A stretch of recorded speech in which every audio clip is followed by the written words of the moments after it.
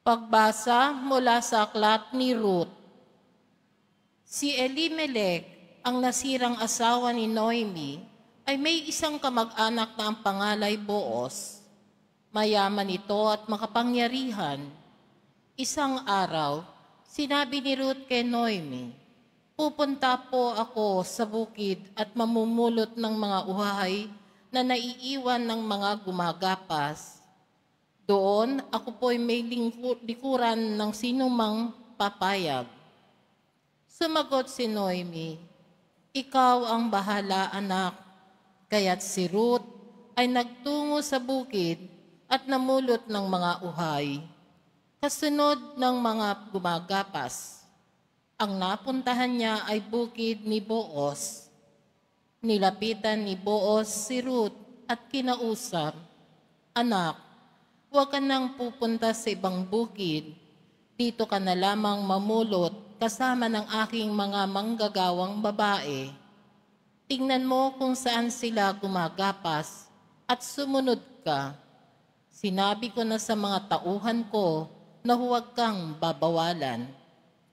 Yumukod si Ruth bilang pagbibigay galang at ang wika, "Napakabuti ninyo sa akin, gayong ako'y dayuhan lamang." Sumagot si Boaz, "Nabalitaan ko ang lahat ng ginawa mo sa iyong biyenan mula nang mamatay ang iyong asawa.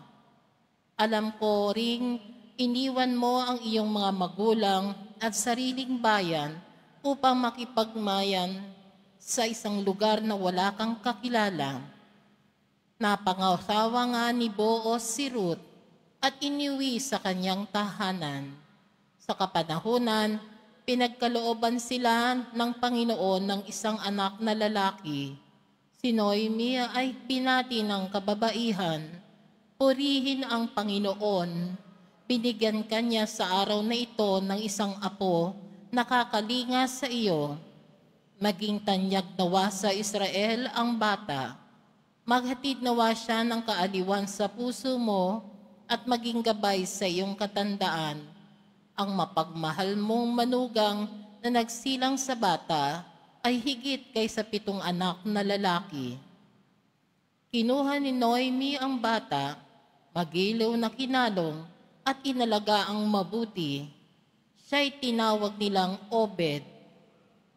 Balanay, sinabihan nila'y nagkaapo ng lalaki si Noemi. Si Obed ang ama ni Jese na ama ni David. Ang salita ng Diyos. Salamat sa Diyos.